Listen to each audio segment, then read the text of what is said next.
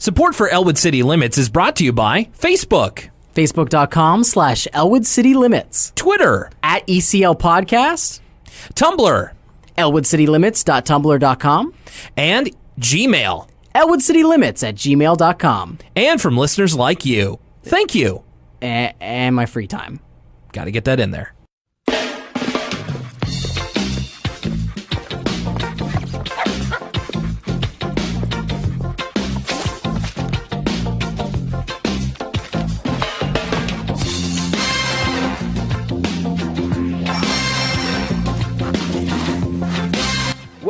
Well, Lucas, what a special day it is, because this is kind of the first day of school for 2017.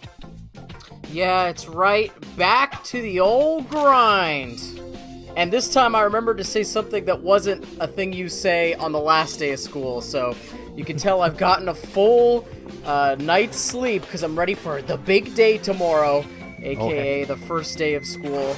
AKA just going to work again and again, and then summer comes and you're still at work. And that's right. First day of school and all the Halloween candy is out, so we're ready for everything that the next season has to offer. I don't know, Will. I'm starting to get into this routine. I just need something to break the routine. If only there was something that was different this week than most weeks. I'm tired of doing the same thing every week, Will.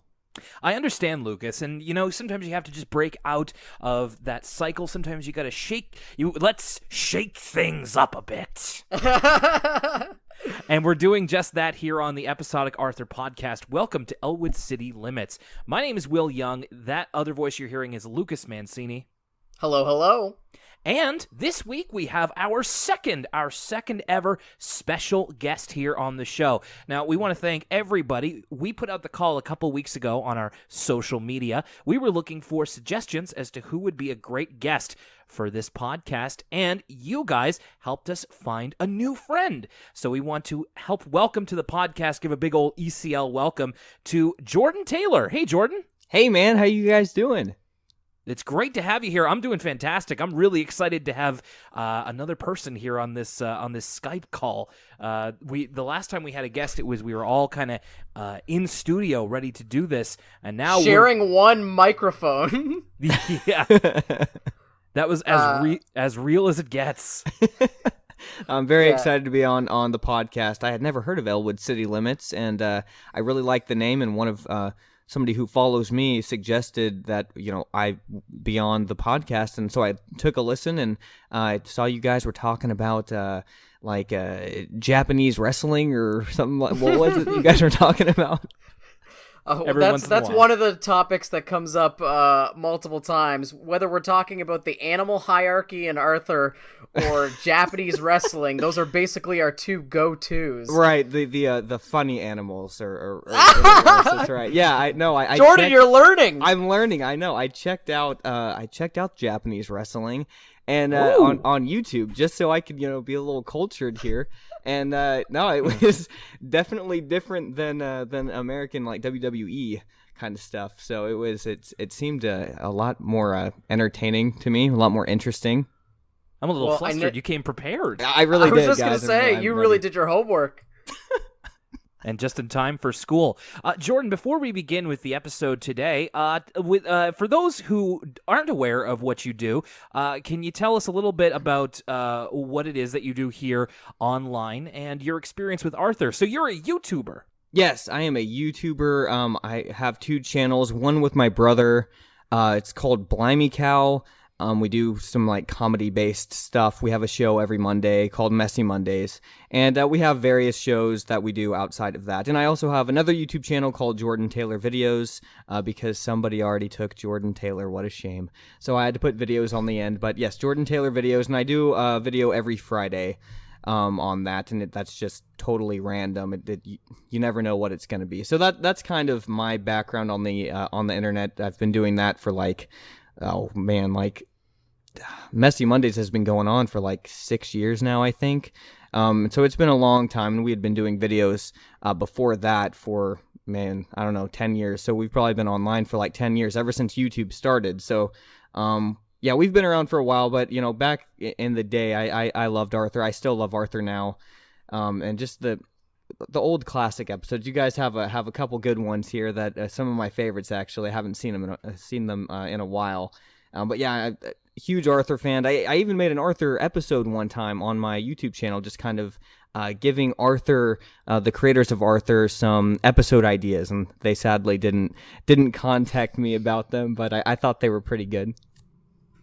Yeah, could you give us a taste now. of? Sorry, Will. Could you give us a taste of what one of those ideas might have been? Yeah, so one of them was oh man, what was it called? I can't even remember what it was called now, but it was about Buster's dad, who is obviously a pilot, for those of you who don't know, but Buster's dad is a pilot, and I thought it would be a good idea, since Buster is really loves traveling and flying, if his dad ran into just some kind of minor technical difficulties while he was flying.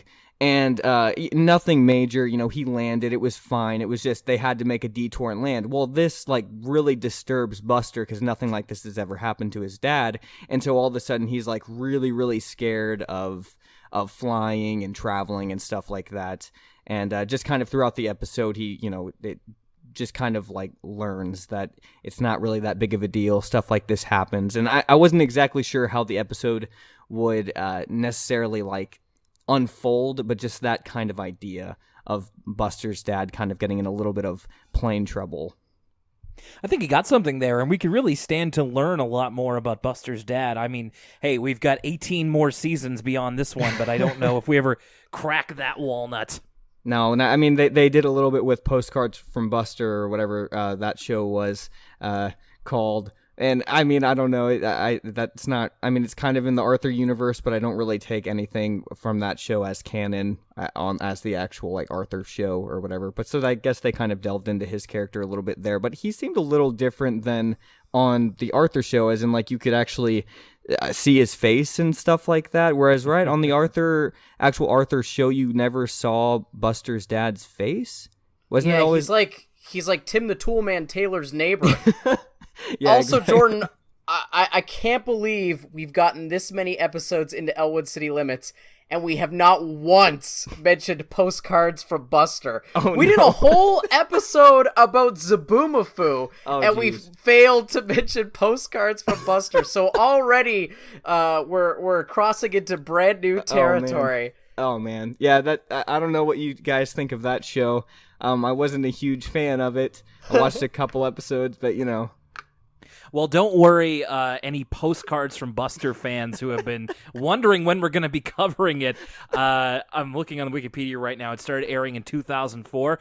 When we get to 2004, we'll get around to it in some form or fashion. But yeah, I remember when I was little, I was like, wow, a second Arthur show. It's all live action. Ew. Oh, man. Oh. The Arthur universe's answer to Hey, It's Daniel Cook. On a bike in a plane, flying high, playing games. Did neither of you guys watch Daniel Cook? Hey, It's Daniel Cook? No, he was that kid in the orange shirt on PBS. He'd go up to stuff and he'd be like, here we are! It's Daniel Cook. Just me? Wow. No, I've never heard of that. Strange. No, me neither. I see though that we have a confirmation here that Buster's father's name is Bo Baxter.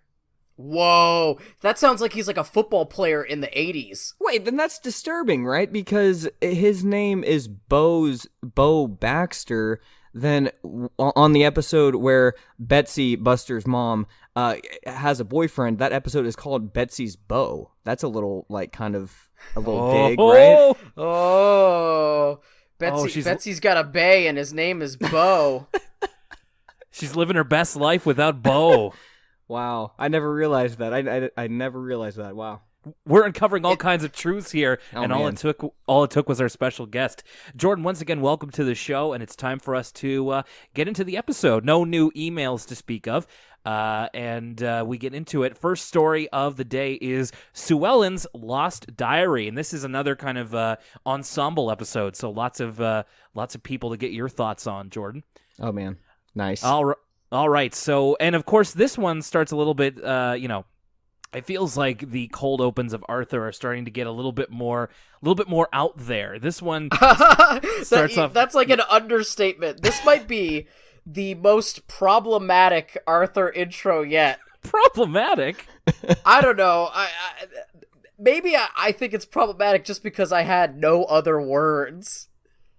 Okay, well, let's see if we can find some here. So Arthur is first of all, he's into reading minds. Apparently, he has picked up this. He's imagining what it would be like if he had this power, and he reads our minds. I mean, I don't know about you guys, but I was wondering when the episode was going to start when he.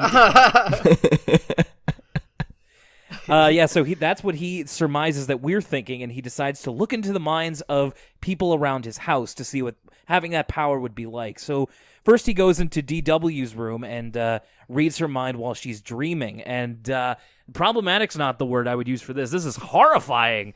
DW in her dream has like a kind of doll-sized but living version of Arthur, and she's menacing him by saying I'll make you put on one of my dolly's dresses, and then we'll play house. And it's like from the 1960s version of The Fly, and Arthur's just like, help me, help me. It's so freaky. Pretty disturbing moment in Arthur. I don't know what was the worst part, like Arthur's like tiny fly voice, or the fact that he's in like tidy whities. No, that's exactly what I was gonna say. Yeah, he's that a man was the baby. Yep. That was the most disturbing part, was that he was in his tidy whities. Yeah, he's kind of like one of those little fashion toys that it's just like, oh, they kind of start off really basic, and then you can just put clothes on them. But it's like, no, he's alive. He's alive. He's a man. He's like, oh no, I've become a Flash game. So Arthur quickly backpedals out of there. He reads Pal's mind, but that one is no surprise. He's just thinking about 4 JPEGs of food in going around the circle. He's thinking about Pal's. What's the name of that? What's the name of that thing in Adobe where you can make like? He's thinking about keyframes. And then he finally goes down. Now this could have gotten wild. Arthur's next big try is to see what mom and dad are thinking of. But then wisely, the show sidesteps by they notice him and are wondering why he's out of bed. The adult version of me wants to know what mom and dad are thinking of. What was this, 1998?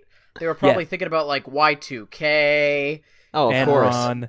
Building their bunker for when they were probably thinking about like, the conflict going on in Kuwait. There's all kinds of things for an adult to be worrying about in 1998.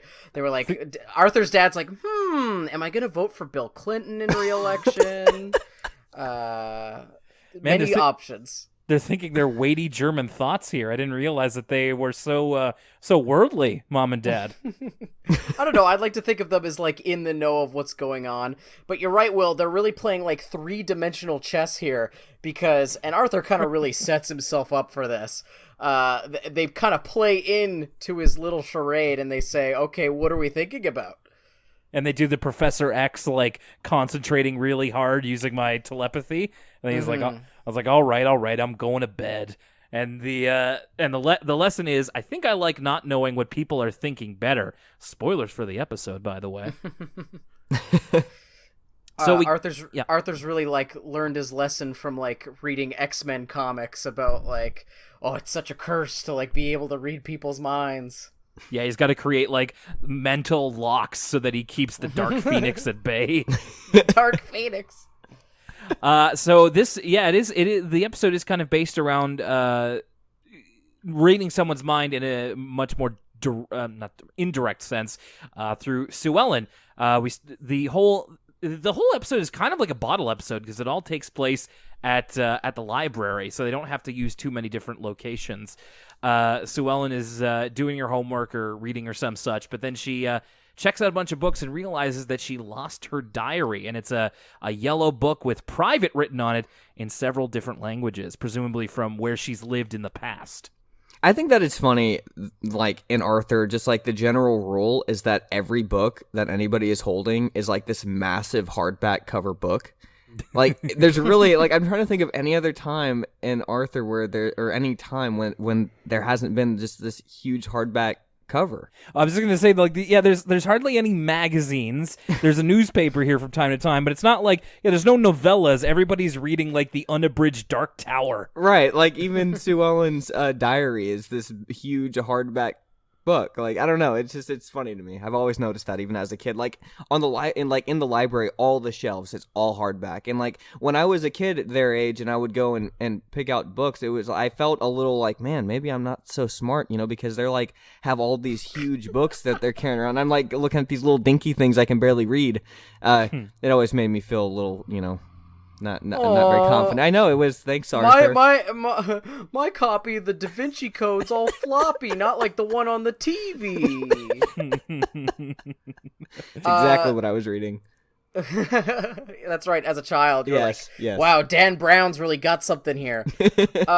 So Jordan, this is really an ensemble episode. We kind of check in with all the characters, and I wanted to know, do you have a particular Arthur character, especially in this episode, that we check in with that you're like a fan of? Like, who's your fave? Oh, I mean, I've always liked Binky. He's just such a different kind of character in the show. Like, just so misunderstood, just always wants everybody to, and this actually kind of comes through in the episode, always wants people to feel like he's really strong, but then when he really thinks of himself, like he feels like he's kind of weak, in a way, which kind of comes through in his little dream sequence that he has about Sue Ellen's diary later on. But I always just liked the dynamic of his character. I thought it was a little more developed than a lot of other characters who aren't like, I wouldn't consider him like, I mean, he's a main character, but it's not like he's in every episode, or so I don't know. I would consider him more developed than like Prunella or somebody like that.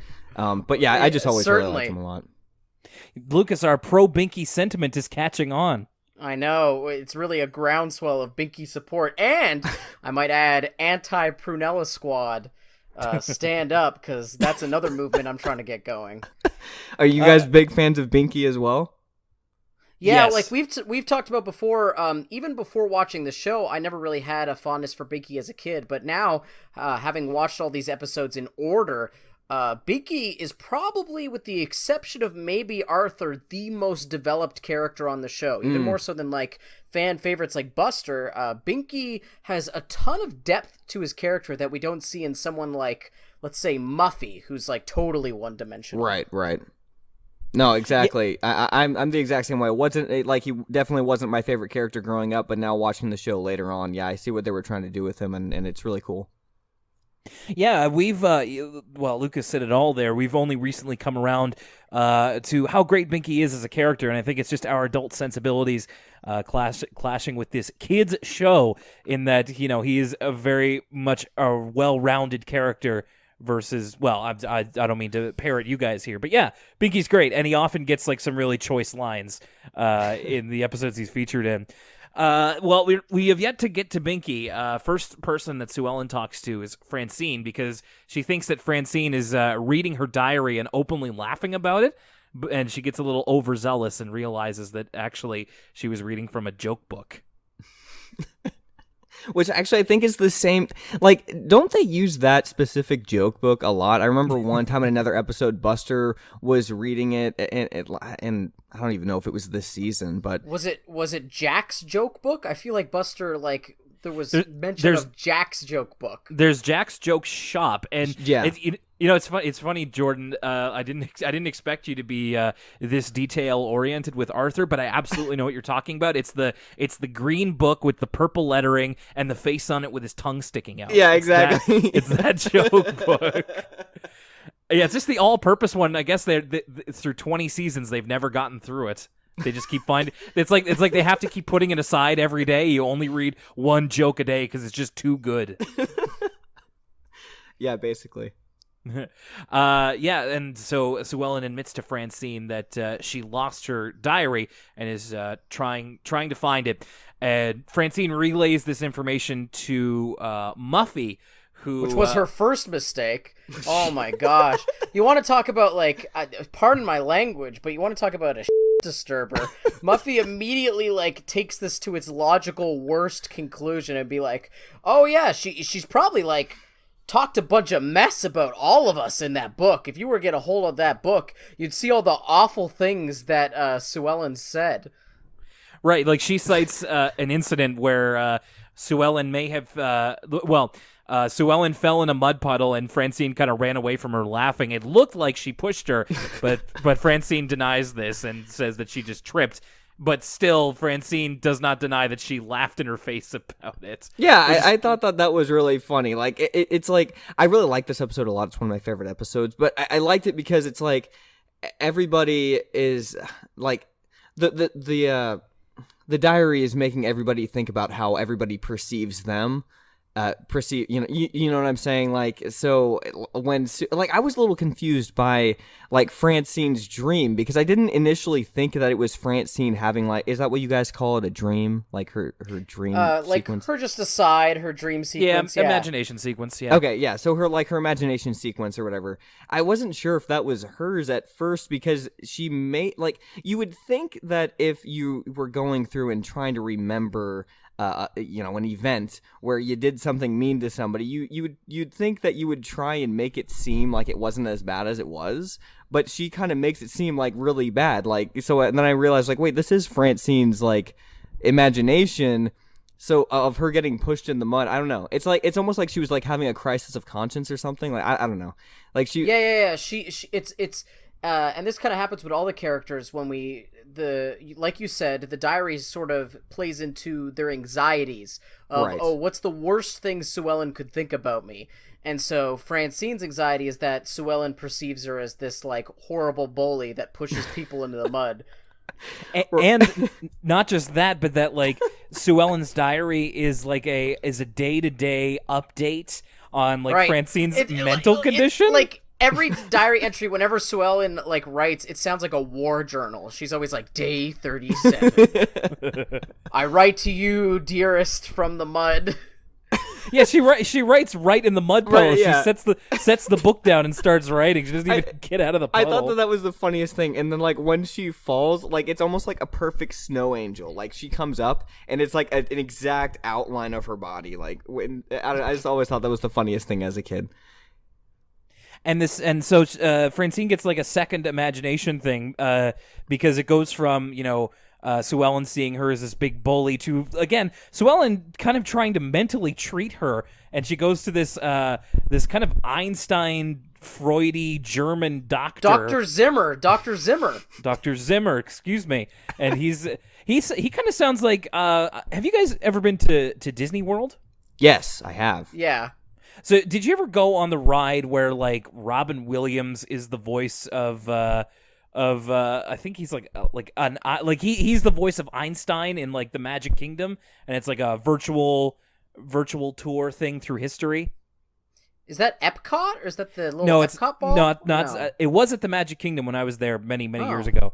But it's like this ride that Robin Williams has a voice on, and it's like he is doing the German voice of just, like, it's like, welcome to the world of tomorrow, and all that kind of stuff. Oh, yeah. I see. Yeah, and so this is what Dr. Zimmer's doing, just like Francine, she suffers from orgasm.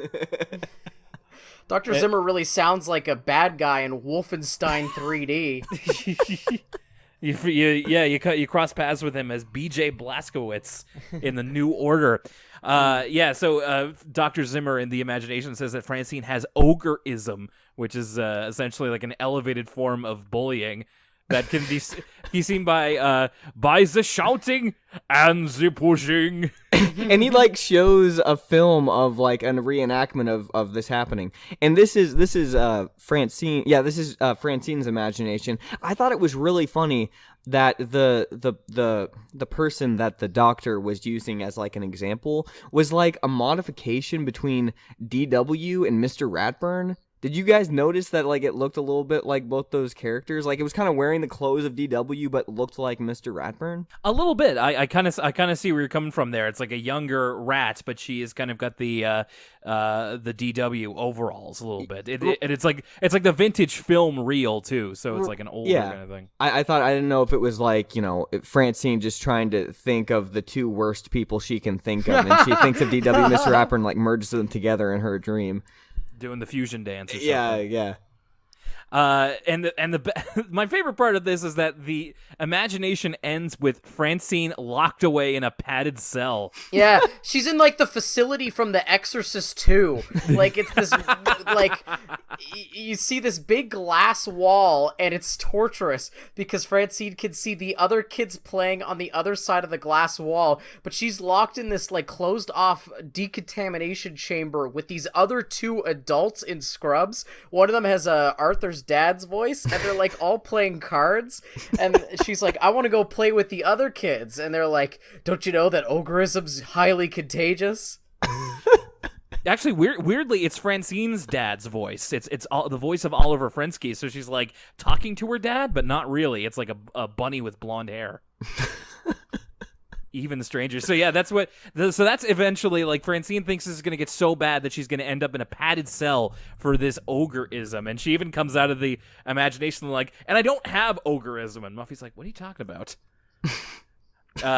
And after they kind of part ways, Muffy kind of starts thinking about the diary as well. I should mention that Sue Ellen said that, you know, she has like, personal thoughts in there and even the beginning of a story. And Muffy starts thinking about what the story could be.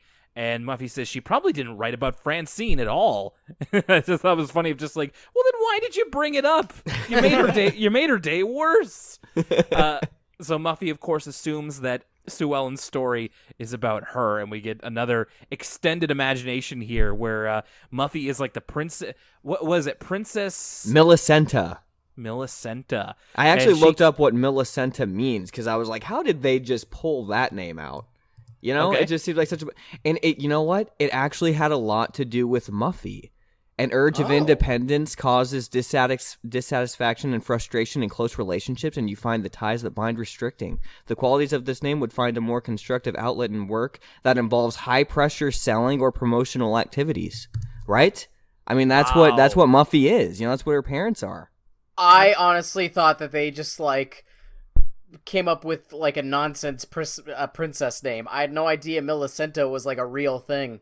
I didn't either. I was like, is this even a name? And then no offense to anybody that has the name Millicenta out there, but I had no idea. I just typed it in and I was like, man, sure enough, that seems like that describes her pretty well. Yeah, no, wow, geez, you do more research than we do. That's very impressive. So Millicenta, and she assumes that this is I guess that Sue Ellen has an inferiority complex where even in her like story, she's not the center of attention, and even because like Sue Ellen in this story is her lady in waiting, and she's just brushing her hair and being like, "You're so beautiful, Princess Millicenta, and I am merely just okay." I always thought that line was really funny. Muffy's tower. As we kind of pull back as a dragon begins to attack her village, that Muffy's tower is the Leaning Tower of Pisa, and I was just gonna say Muffy's magical kingdom is just Italy. and she has the it has the number 68 on it. So 68 of whatever street the Leaning Tower of Pisa is on. Huh. Not quite nice, but still pretty just okay, just like Sue Ellen. Getting there.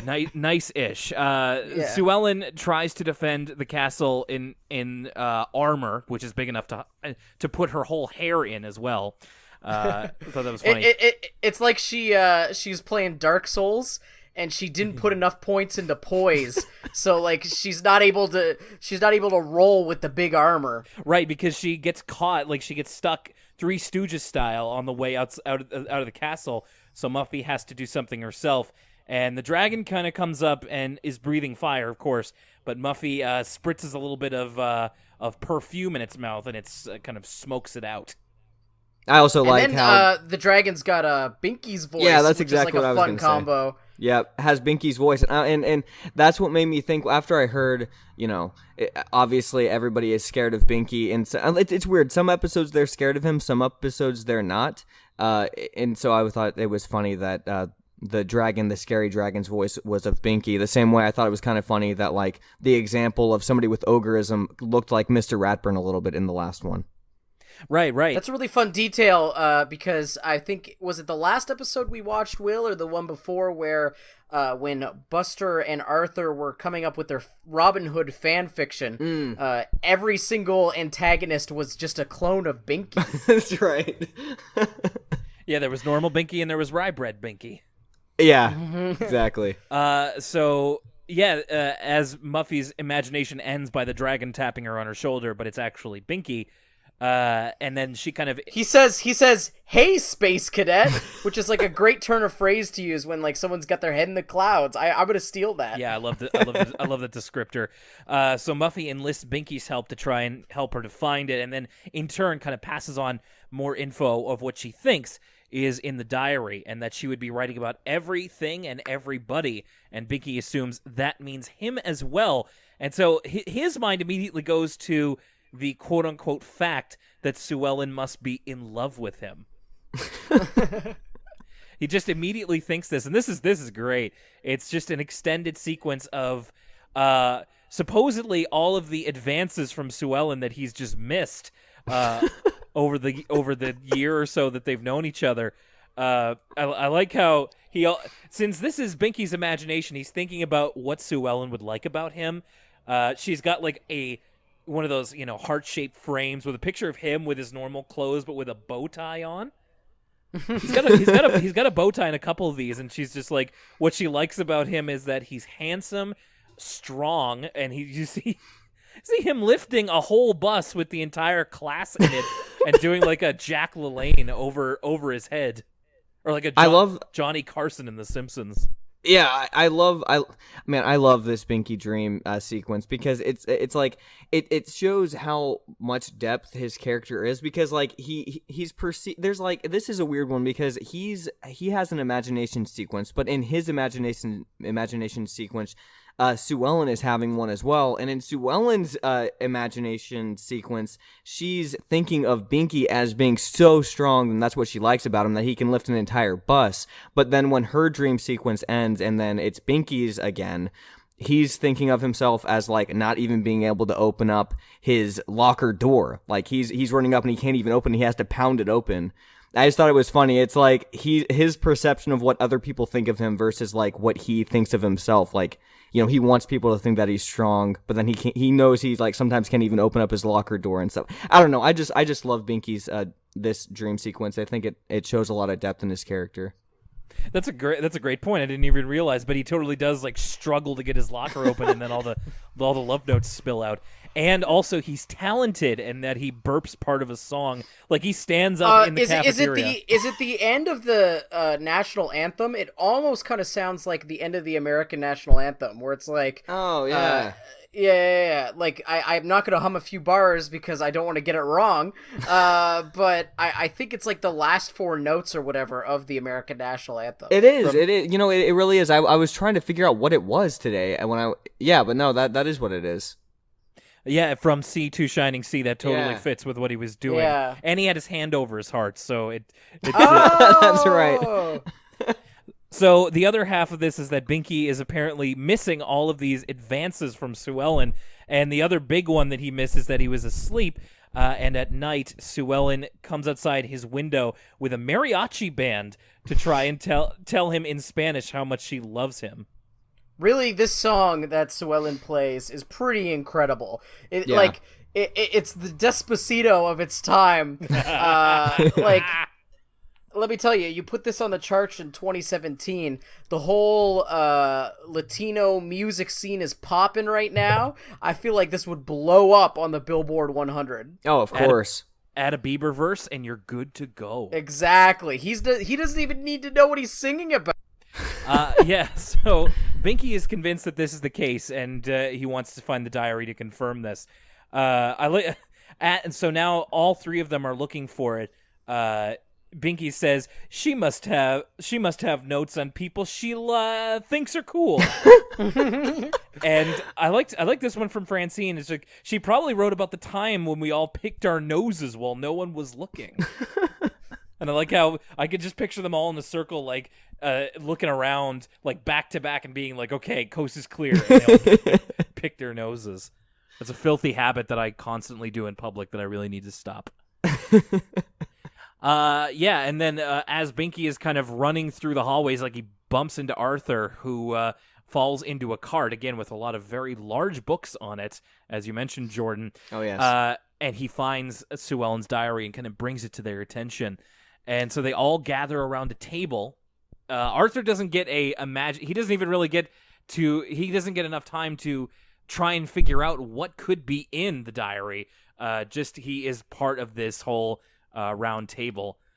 And they're all trying to figure out whether or not they should read it. And they all kind of put their hands on it at the same time. And, Francis. Yeah, no one wants to be the guilt, because if you're the person who opens it, you're the first one. May he who casts the first stone. You're the one that holds all the guilt, right? Because they would all be like, oh, well, I didn't want to read it, but then Francine opened it, or Arthur opened it. So none of them want to open it first. So then they decide to all open it at the same time, share the blame. Or do they? We get a great zoom in into everybody's guilt-ridden face as we go to the front desk. Sue Ellen is still looking for a diary. They all come up with it. She sees Arthur with it, and she immediately gets defensive. And Arthur's just like, no, we took it into the back room, and then they all kind of finish each other's sentence. And the central thing is they explain what happened in the most incriminating way possible. It's like if I was explaining why I didn't kill somebody, and I was like, well, I really didn't like them. I was having a bad day. I had just bought a gun, and so I decided to drive them to a secluded place. And I couldn't do it. Then we became best friends, and we had a little, we went camping. You know what I mean? So they were like, oh yeah, we were gonna open the book. And then we're sitting there, hands on the book. And we're like, okay, time to open it. And then we decided we didn't. They could have just said, hey, Sue Ellen, we found your book. We decided not to read it because, we're all good friends of you. But they draw it out like they're Ryan Seacrest getting ready for a commercial break on American Idol. It's like, oh, the person who is eliminated is after these messages. Oh, that always made me so mad during the years that I watched American Idol. Just the next person who is going to be voted off is going to be found out after our commercial break. Got me again. So it's kind of a non-story of they all went to this big back room and they all got around the table and they didn't do anything. So they just give her back her diary.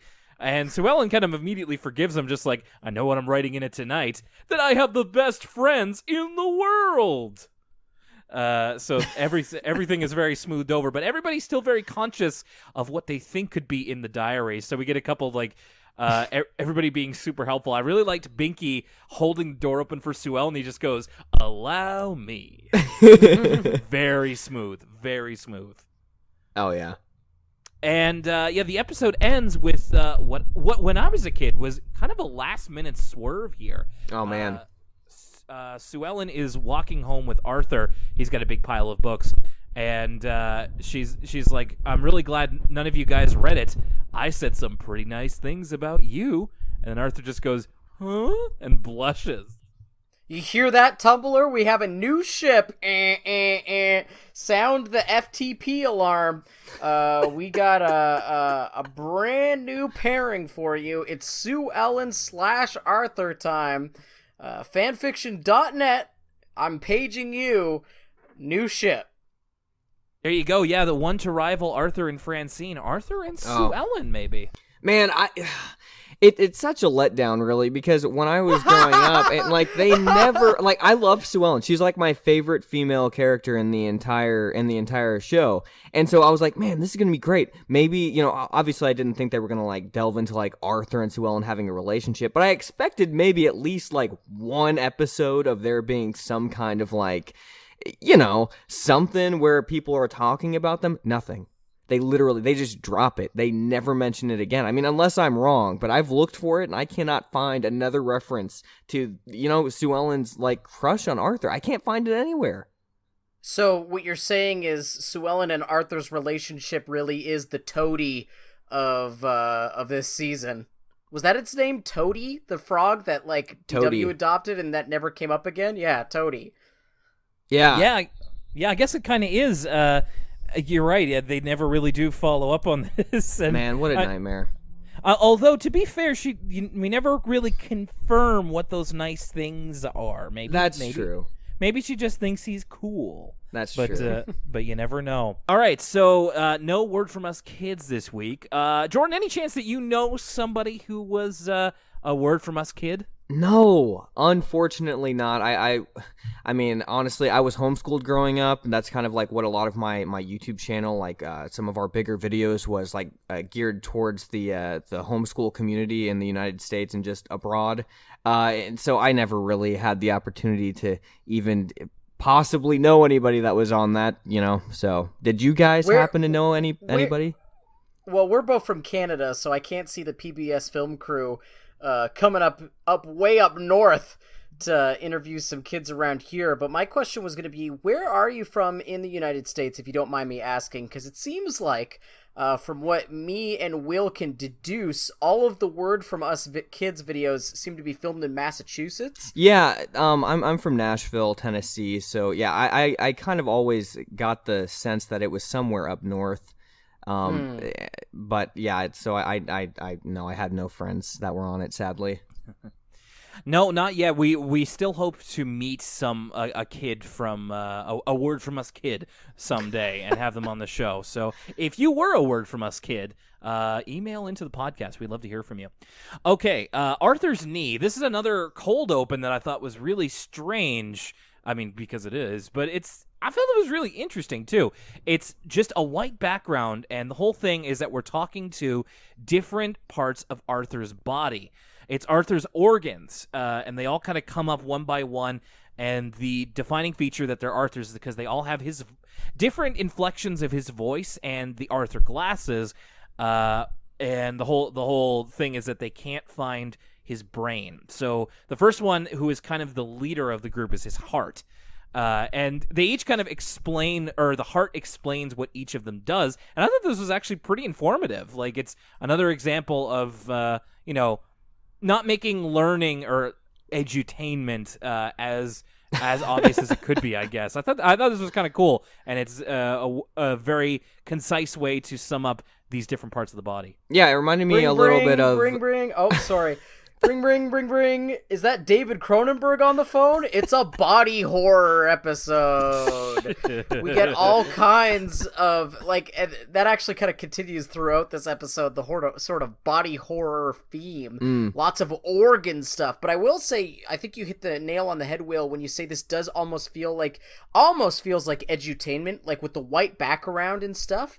It feels like one of those VHS tapes you'd watch in elementary school to teach you something about the human body. Like something about a heart sort of monologuing in front of a white background really says that to me. Well, I'll tell you what, it reminded me of Magic School Bus a little bit, right? I mean, if you guys watched that show, I mean, especially later on in the episode where Arthur has his imagination sequence with like the little war inside of his body and stuff, it really reminded me of Magic School Bus. Yeah, I can see that. It was very much, yeah. I mean, it wasn't something I was thinking of at the time, but I totally see where you're coming from. By the way, have you guys seen the trailer for the new Magic School Bus show? I just saw it today. I saw it as well. I'm glad we got a chance to talk about this. A couple of notes.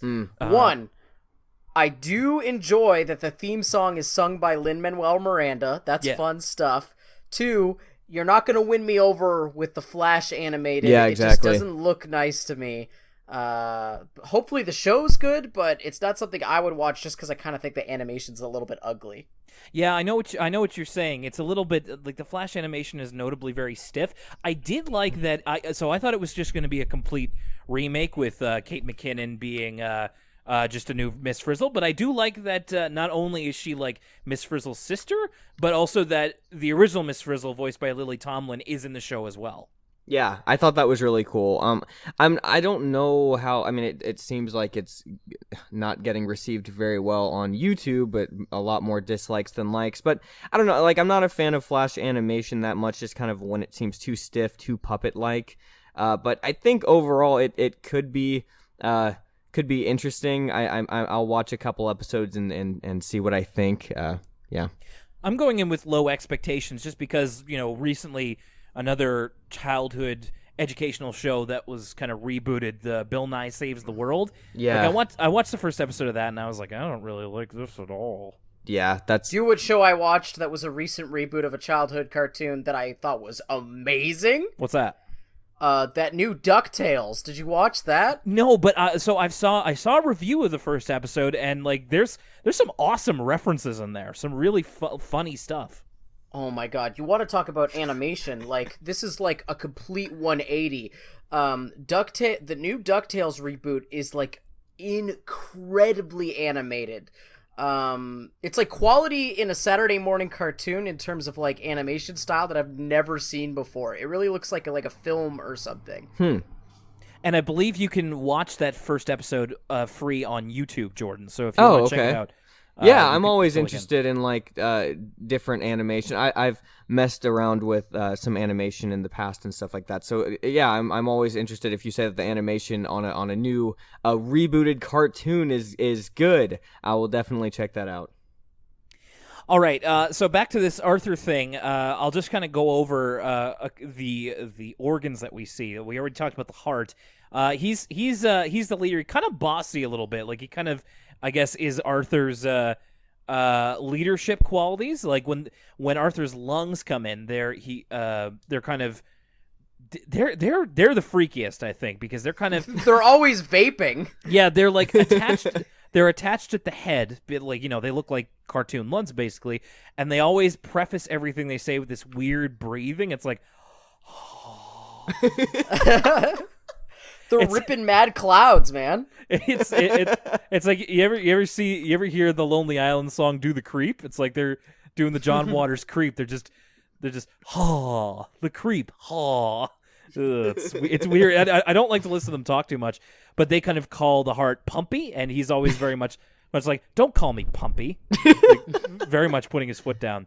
The lungs didn't have so much of a not much of a personality, I thought, but then we get to the twins, Arthur's kidneys, and they're pretty much like two little kids, and Arthur's voice actor has to put on like an even higher voice register. And then we get the star of the show. Oh, the intestine? Oh my gosh, I would want to see a whole episode about Arthur's intestine. First of all, he talks like Eeyore. Yeah, he's like, hey. He looks like a messed up snake. He's gross, man. And then he's like, hey guys, it's me, the intestine. I feel like the scene's like missing like an applause when the intestine comes on the screen. He would be like the fan favorite, like a Kramer or something. Yeah, I mean, because he is like, he's very slow-witted, but he's also like clearly the dude. He kind of reminded me, Lucas, a little bit of Matt Riddle. Oh, okay. I see that. The kind of the laid-back stoner type. Yeah, a little bit, because he's just like, hey, dudes, where's the party? That sounded a little bit like Michelangelo from Teenage Mutant Ninja Turtles, but it's very much like that. Like, Arthur's intestine, he's just like, I'll be in the kitchen. It's great. I also, important to point out, this episode predates Fight Club, so Arthur had the idea before I Am Jack's, now I forget the Fight Club quote, but you know what I was trying to reference. I am Arthur's complete lack of surprise. Yeah, there you go. And then the last one we get is Stomach, who kind of reminds me a little bit of Sadness from, if you've seen Inside Out. Oh, yeah. So he's a little dumpy and kind of comes up and he's like very saggy. He's just kind of like holding himself where his stomach would be the whole time. Just like, oh, here you guys are. He reminded me a little bit like, he even gets a line here of just like, did Arthur eat too much like pudding again or something? He's like, worse, cake. I get no respect. No respect. I'm just like, he's Arthur's stomach doing a tight 5 on Rodney Dangerfield here. I don't really understand why cake is worse than pudding in that. I always was like, why is that worse? Like it's a dessert, you know? I guess it's just heavier in terms of it just sitting heavier on a stomach. Okay. Depending on what kind of pudding you're eating, I feel like if you were to eat the same amount of cake in terms of calories as you were to eat pudding, the cake would be way worse for you because the icing's like loaded with sugar and stuff. Right. But you're right, pudding's pretty bad as well. And so we end the cold open with them all kind of looking for Arthur's brain because it looks like Arthur hasn't been using his brain again. So a little bit of a tease for the episode, not exactly any kind of spoiler yet. The episode itself starts off with DW eating an ice cream cone, finding Arthur and Brain in the garage. They're doing something for a school project. They're building a chariot for like a Roman type of school project, and they're building it out of like planks of wood and parts to a bicycle. Yeah, it should definitely pass any safety inspection they put upon it. Oh, 100%. Yeah, definitely. I will say this right now because they kind of give it a bit of a test run, and it just kind of falls apart before their eyes. Even right here, I was reminded that when I was a kid, this episode used to give me such horrific anxiety. Oh yeah. Yep. Well, we'll get into that later, but now as an adult, I understand, like, this episode is framed in a very specific way to make you feel a very specific way. So they realize that they need a new wheel for the chariot. They're using, like, bicycle wheels. And so Arthur says he can get one while Brain goes home for lunch. I did like here when Arthur falls over, DW's kind of standing over him. The ice cream's dripping on his glasses, and he takes off his glasses, and Pal is kind of his unofficial glasses cleaner. That was cute. So Arthur is going out to get a new bicycle wheel and won't take DW with him, and explains it's because he's going to the dump. DW wouldn't like it at the dump. It's full of old, smelly junk and all that sort of stuff. And then DW's like, Mom and Dad say you're not supposed to go there. I'm telling. Yeah, DW's number one narc. Don't tell her anything, because she's gonna narc on you immediately. DW and Arthur again in a kind of sibling mutually assured destruction. As Arthur's just like, well, then I'll just tell on you for telling on me. And DW's like, well, then I'll tell on you for telling on me for telling on you. And it's like, Arthur, you already lost when you went down this road. Either of you can press the big red button and just end both of your careers here. So then he decides to bite the bullet and take DW with him on a bike ride to the dump. So the dump is the big kind of set piece here, and this is absolutely where my anxiety would fester. Like, I remember when I was a kid and I, like, after the first time I watched this episode, I would, like, turn the channel until they would get past the part where Arthur scrapes his knee, because it was too scary. Yeah, no, and I was just telling my wife today, I was like, I've never been to a dump before where you buy, like, her brother used to do that a lot. He would go to the dump and get parts and stuff for, like, his car and stuff like that, or just different things. And I was like, I've never been to a dump in my life. And I thought it's kind of embarrassing, but after watching this episode, this is literally when somebody says they're going to the dump, I think of this scene. Like, that's my one perception of what going to the dump is like. And it's Don't be embarrassed. I wrote down almost the exact same thing. Really? I've never been to a dump.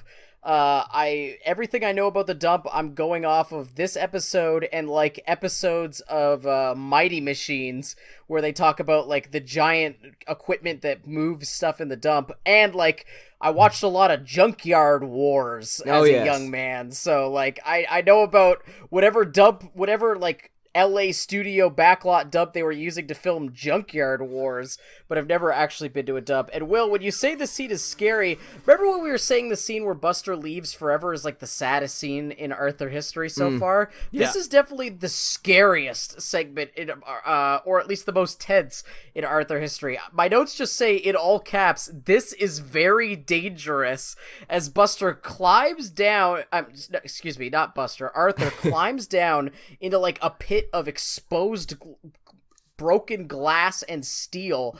The music almost sounds like John Carpenter-esque to build the tension. Like, it's just this, like, it doesn't stop, and you're like, oh my gosh, like, he's gonna fall. Yeah, there's no comedic relief. Like, it's just constant suspense. Yeah, there's hardly like any release valve to any of it. Like they're standing there on the cliff. Arthur and DW look down and they see, like, a bunch of, like, broken, like you said, Lucas, broken glass and, like, mattresses and stuff. And they see, like, a rat tail go in and out. And then DW's like, "This isn't fun." And then it's like, "No, this is not fun."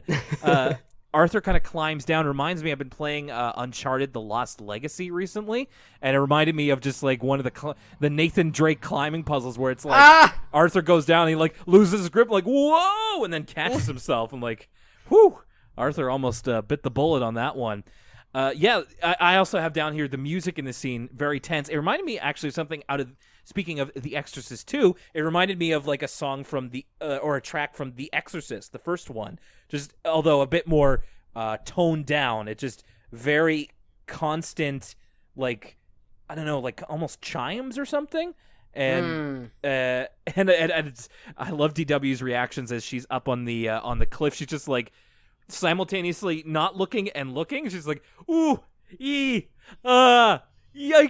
Yeah, it's like just for like an absurd amount of time, they like have the camera on her of her making these like bizarre noises. I just thought that was kind of fun. I thought maybe that was them trying to add a little comedic relief to it, but like also having this suspense in there and like the scary music. I don't know. I always thought that was kind of funny. It didn't really work for me. I was still on the edge of my seat. I was like digging my fingers into the couch watching it. Arthur, again, he's covered head to toe in dirt, which is problem number one. Problem number two is that he's coming back up. DW's like, watch out, and he gets like this gnarly mattress spring through his good yellow shirt. He's only got like, I don't know, 10 more of those. And then finally, the big one is that he's on his way back up. He kind of puts his foot on a and there's a bit of foreboding with this too. It's like it pans up when he's climbing up, and we see the lima beans can, and the razor edge of it kind of glints in the sunlight, menacingly. And then so he puts his foot on like an unsteady drawer or something, and then he cuts a big gash in his knee, and kind of cries out. And it's a little distressing for the young Arthur audience. Yeah, and DW's like scared scream when something is happening to her or to somebody that she loves. It's like it's a very bizarre noise, and it's very tense. Like it's not like a usual scream. Like it's not like high pitched. I don't know. It's hard to explain. Have you guys ever noticed that? Like, I don't know. There's just something weird about her scream that it just always adds a little intensity to the moment. Yeah, and it's also because like we're not used to DW being in that position. She's always like the wisecracker or like laughing, and she's a pretty positive character, or she's like sobbing dramatically about something. It's not very often that we see her like that scared, and so it kind of puts you on edge a little bit more. So Arthur comes up with his cut, and of course, making it all the more useless. Like when he gets cut by the lima beans can, he accidentally flings the bicycle wheel all the way across to where he first found it. So he doesn't even get anything out of it. He just gets cut in the knee. And he comes up and he says, I cut my knee on that lima beans can. And TW says, I knew lima beans were no good. Right, it's like so strangely specific. She kind of stays on that theme while they're walking home, too. She's like, I can't wait to tell Dad about how, like, lima beans are actually bad for you. And that's the crux of the episode, is that on the way back, Arthur, like, says to her, you can't tell Mom and Dad about this, or else they'll get mad or else we'll get in trouble, Arthur will get in trouble, that he took DW to the dump. And so as long as he hides it and takes care of it himself, then nobody is any the wiser, which is the big conflict of this episode. Arthur's putting his bike away, and DW alerts him to the fact that Dad is making a cake in kind of his cooking the garage, and it's for a heart surgeon's reunion. W goes full Navy SEAL, and she says, red alert, Dad at 5 o'clock, take evasive action. If this line went a little bit longer, she'd be like, stay Oscar Mike, stay Frosty, watch your 6, we got a dad coming up. Yeah, check your corners. I put it on pause because I had never actually seen what cake he was making, but it's like, it's an elaborate heart cake. Like it even has like the heart valves coming out of it and everything. I was like, wow, a very talented man. He certainly is. Arthur and DW kind of solid snake their way past Dad. I'm just like, man, I wish Arthur had that, like, in Metal Gear Solid 3, could just press the start button and just bandage and disinfect that knee and just get on with his life. But no, unfortunately not. They go all the way up to the bathroom where Arthur's trying to clean his cut, and he just says, as long as I can clean my cut and clean myself up, then Mom won't know. And this is where DW says that he should tell Mom, then that way she can help him. That's what moms are for. Laundry and stuff. That's a great line. Which is still kind of true. I still do laundry at my mother's place. And every once in a while, like, Arthur will touch his cut, and he'll give a very, like, Jordan, you said that it's DW's scream is not like many sounds that we hear. Arthur's scream is not like the typical one. It's like he's very wounded. It's just like a, really on a lower register, and it's almost a little too real sounding. Yeah, exactly.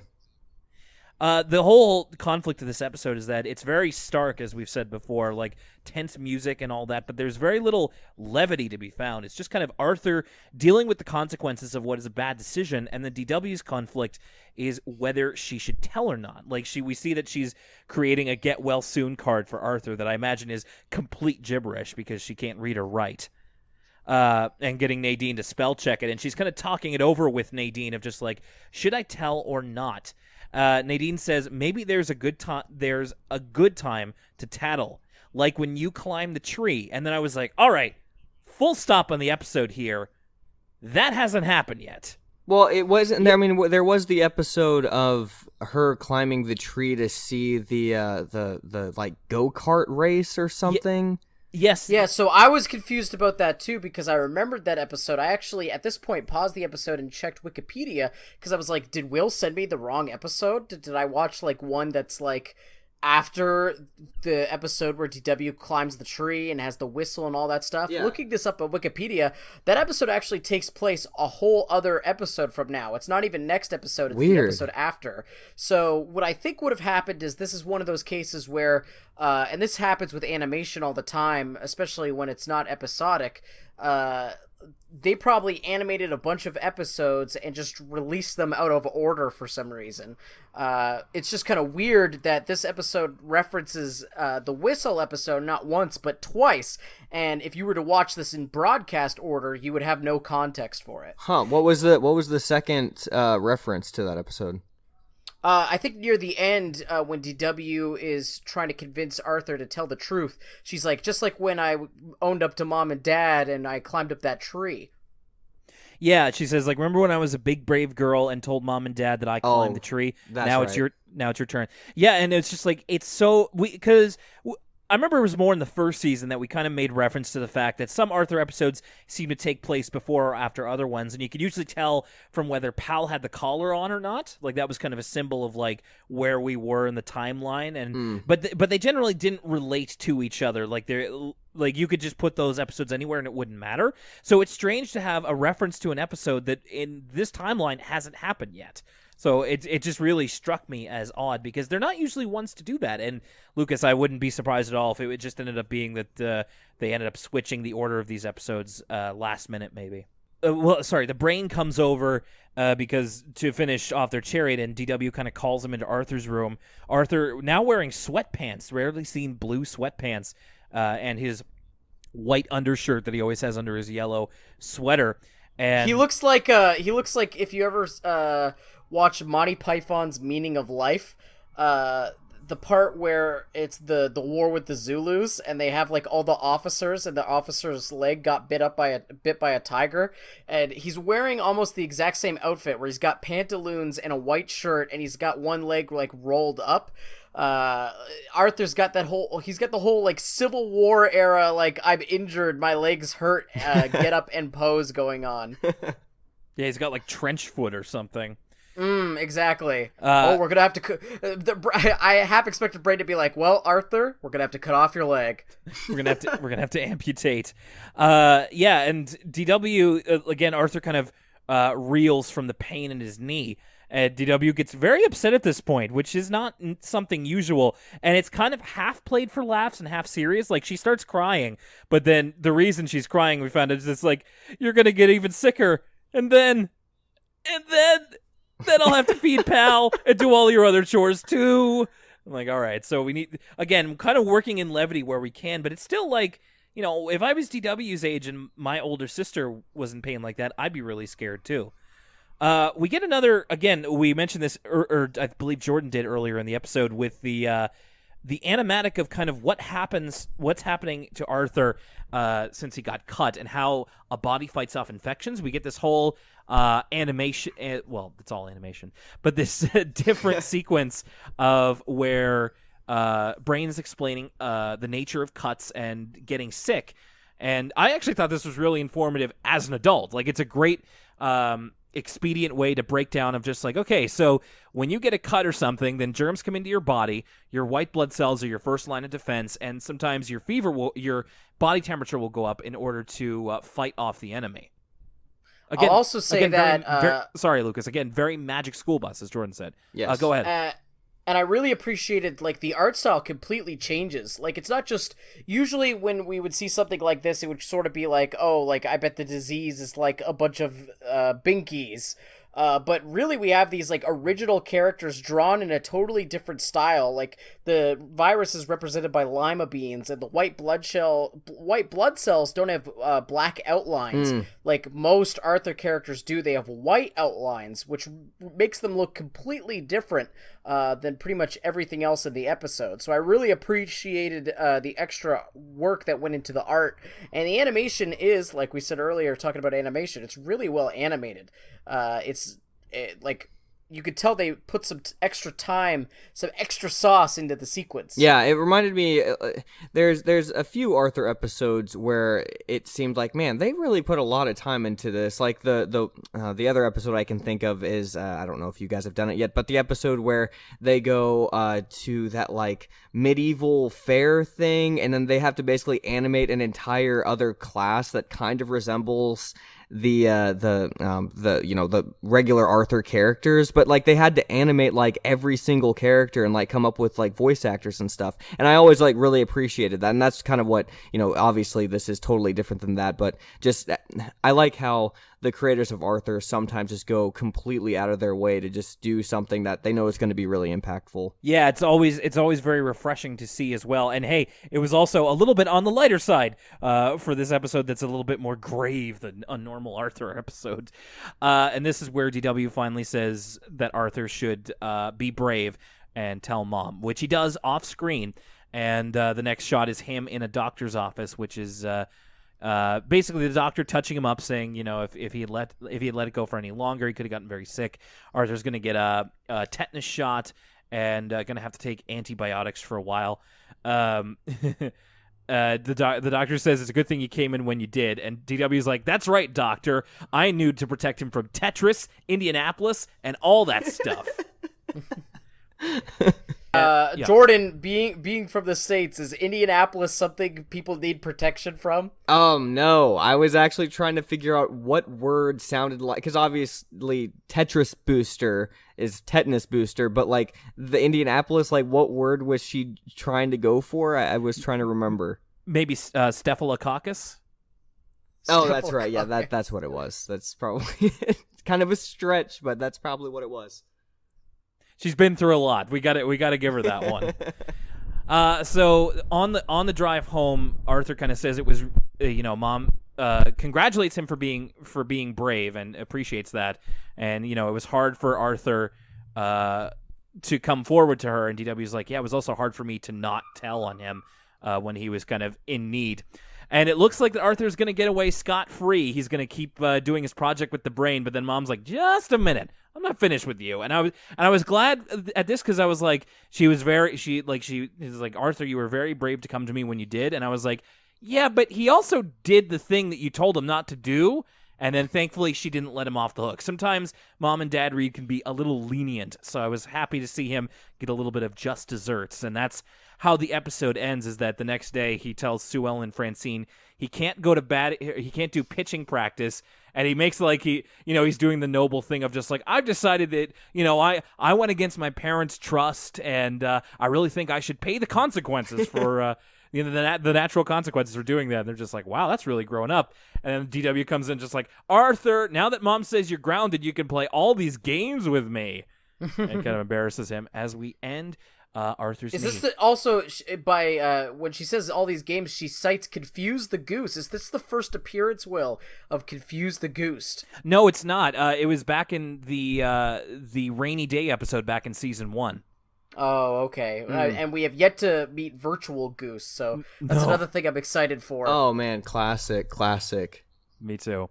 Okay, so now is the time of the episode where we look back on the 2 stories that we did. So back to Sue Ellen's Lost Diary. Jordan, you said this is one of your favorite episodes. I'd like to hear from you about that. Yeah, I personally, I just love the episodes that involve when they're at the library a lot, like Lost in the Library, or I think that's what the episode is called. That's one of my favorite episodes. I just really love the library-based episodes. So the episodes where it's kind of like all takes place in like one short timeline. There's not like scenes happening. It's just kind of like one thing happens after the other. I'm drawn to episodes like that, and that's kind of how this one was. So I kind of prefer that kind. Lucas. Well, I don't want to tear you down, Jordan, because I actually think you did a really good job of explaining why you like this episode. I didn't quite get as much out of it just because I think this episode is hurt by the fact that me and Will watch a bunch of Arthur in a row. And watching the episodes in linear order like this episode kind of just feels like a little bit more of the same. And what I mean by that is the way they characterize the characters. It's like, okay, what's Muffy gonna say? Something super conceited about herself. What's Francine anxious about? Oh, she's a bully. I will say that the way it looked into Binky's imagination was very unique. It's not a situation we're used to seeing Binky in with all the love letters and stuff like that, so that was really creative, but I didn't get as much out of the episode. I thought it was just kind of so-so, just because some of the water it was treading with the other characters seemed a little too familiar for my taste. Yeah, that makes sense. Yeah, like Lucas said, not to gang up on you here, Jordan. That's not what we want to do. We've mentioned before how like we've only said it a million times. The names these types of episodes are called Ensemble. Thank you so much. All right, yeah, these ensemble episodes. I remember I was very excited for them when we started the podcast.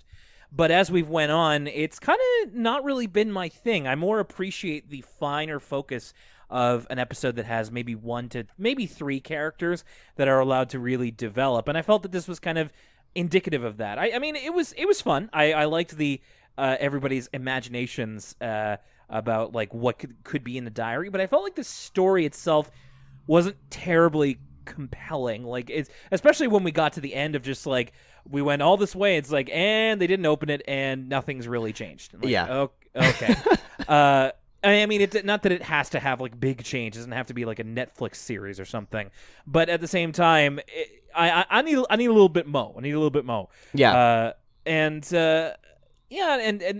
aside from that, it just kind of felt like you're kind of a very basic Arthur episode. I don't. Yeah, dislike, I think that like watching it now, I see what you guys are saying. I just remember for some reason as a kid just really being drawn to this episode, and I can't put my finger on why, but just watching it gives me a really like a good nostalgic feeling. But yeah, no, I definitely see what you guys are saying. Well, the show, this gosh darn podcast is all about good nostalgic feelings. So I appreciate it. I appreciate kind of a different view from ours. Arthur's knee. I'll start off with this one. Man, this was harrowing. I mean, I don't want to see another one like these for a while. It's one of those things. Actually, there was a question on that I did on my personal Twitter. Not me personally. It's one of those ones where it's like retweet this with your answer, and it was like, what's a great movie that you know that you'll never watch again? Like a movie that like when you saw it was like, this is fantastic, but because of the subject matter, you're just like, I will never watch this again. And I realized watching this, I forgot all about the pent-up anxiety that I had as a kid watching this. And I was like, this is good, but I also can't imagine ever being in the mood to watch Arthur's knee again. Maybe the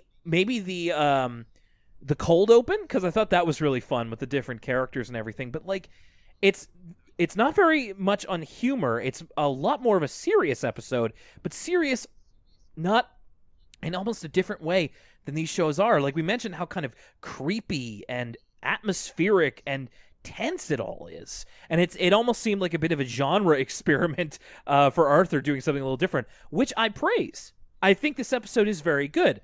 I just don't think that I ever really want to watch it again. I'll say, and maybe this just means of the three of us, I'm just the most perverse, but I loved Arthur's Knee. I adored this episode. I didn't realize this was what the episode was until it started, and then I was like, all right, buckle up, it's time for some body horror, and that's exactly what it delivered. And I like this episode for all the reasons I think I wasn't as jazzed about the Sue Ellen episode, and that's whereas the Sue Ellen episode felt formulaic, this episode is like no other Arthur episode I've seen. It feels like a Arthur by the way of John Carpenter. So I really enjoyed its tense tone, and like that scene where he falls into the dump is crazy, but I also do think it's not totally humorless. We have the lines about DW mistaking diseases for Tetris in Indianapolis. We have DW saying that mobs are for laundry and stuff, and complaining about lima beans. She really plays the comic relief in this episode.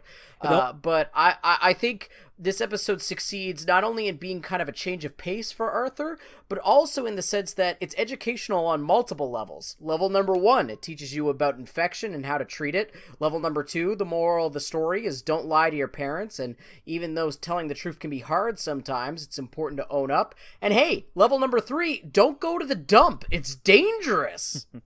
Jordan, just before we get to you, Lucas, I do agree with you, and I don't want, saying that I'll never watch this again. I mean, there's a lot of Arthur episodes that, after watching it for the podcast, I may not again. I don't want to take away from the fact that I think this episode is really good, and it's just not the most fun, let's say, but it doesn't have to be, and I do appreciate how different it is, so I just don't want to get that twisted. Jordan, please, what did you think? Yeah, I definitely agree with you guys. This episode is completely different than pretty much any Arthur episode that I can think of. The one thing that I remember growing up, like, not really liking about the episode was, like, it was easy to see what the lesson of the episode was. Okay, Arthur is running away to go to this dump. He's going to get hurt, and it's going to be about, that you can get sick. I don't know, like, it kind of reminded me of like newer Arthur episodes or whatever, where you can pretty much sniff out like the point or the moral of the episode like pretty early on. That was like my one thing with this episode. It felt, if that makes sense. I don't know. I feel like I'm kind of rambling, but no. You totally make a good point. It is. For all I said about how many different lessons it has, they are a tad predictable. Yeah.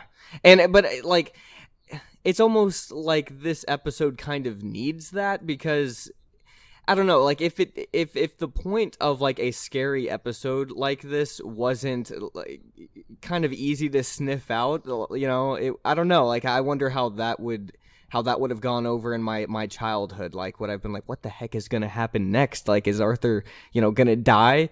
I don't know. So I kind of appreciate the predictability and kind of like a scarier episode, but at the same time, it's like, it's easy to find the lesson in the story. So.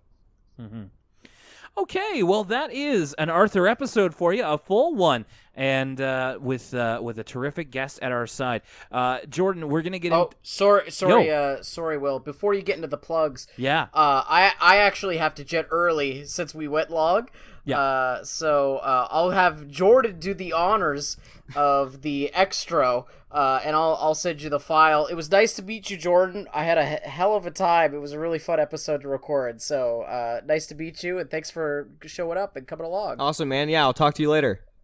All right. See you guys. Thanks, Lucas. Bye-bye. Okay, so Jordan, this is the end of our episode. Did you like your time here? Yeah, I did. This man, I love this podcast. I hope that it does really well and everything. I'm gonna tell all of my people out there about it. I already told them a little bit about it in just a couple days ago, and everybody was really excited about it. All right. Well, thank you. Jordan, why don't you get in your final plugs for everything that you would like to promote? Yeah, so if you want to go check me out on YouTube, youtube.com/blimeycow or youtube.com/Jordan Taylor videos. I also have Twitter, Messi_Jordan, and just those are pretty much the main places. I also have an Anchor. If anybody out there knows what Anchor is, that is Messi Jordan, no underscore on that. So yeah, that's pretty much it. What is Anchor? I've heard of this recently. Yeah, Anchor is an audio-based social media platform. It's basically like a radio station. Each person has their own radio station. You can have your own radio show. You can make a podcast extremely easy through the app. You literally just like pick which segments you want to use, and then you can just click make episode, and then it sends it out to the podcast app, Google Podcast or whatever it's called, and different ones like that. And it's a really cool thing. They've got like background music you can put behind your voice and stuff, and different interludes and stuff. It's really cool if you haven't checked it out. Well, I think I'll have to do just that. All right, those are the ways that you can get at Jordan. Make sure you do just that. We really appreciate him being on the episode this week. Now, as for Elwood City Limits, you can catch us on Facebook, Facebook.com/Elwood City Limits, on Twitter at ECL Podcast, on Tumblr, ElwoodCityLimits.tumblr.com. If you have a question for us, you can email ElwoodCityLimits@gmail.com. And, of course, you can listen in. Our website is elwoodcitylimits.libsyn.com. That's LIBSYN. You can find us on Apple Music. Please subscribe over there and rate and review if you don't mind. And you can also find us on Google Play Music. Please let us know if there's any other services that you would like us to be on. And also, if you would like to follow our personal Twitter accounts. I've been meaning to do this again and again for the past few weeks. I kept forgetting. Lucas, you can follow at Lucas_Mancini. I am WSY on air. And, of course, Jordan is Messi_Jordan. Thank you very much. All right, so Jordan, I know that you're not my my usual co-host, so unfortunately he won't get the sneak preview of what we're up to next week. It's me and Lucas at it again. We're going to be talking about Grandma Thora Appreciation Day and Fern's Slumber Party. Nice. So you have those to look forward to. Well, Jordan, one more time, I want to say a big thank you for coming on this episode. We were really glad to hear from you. And, man, I love the detail that you brought with you, too. I appreciate another person who thinks as much about Arthur as Lucas and I do. Yeah, I man, as soon as I heard the podcast and how detailed you guys were, I was like, I have got to get on this thing. All right, so for Elwood City Limits, my name is Will Young. Jordan, do you have any quotables or anything else that you want to leave us with, a la Lucas? Oh, man, I'll just say, don't be messy, and watch Arthur. That's all I'd have to say. Yeah. Don't be messy, watch Arthur. That's a great slogan in life. Thanks, everybody, for myself and Lucas Mancini and our special guest, Jordan. We'll see you next time. Bye.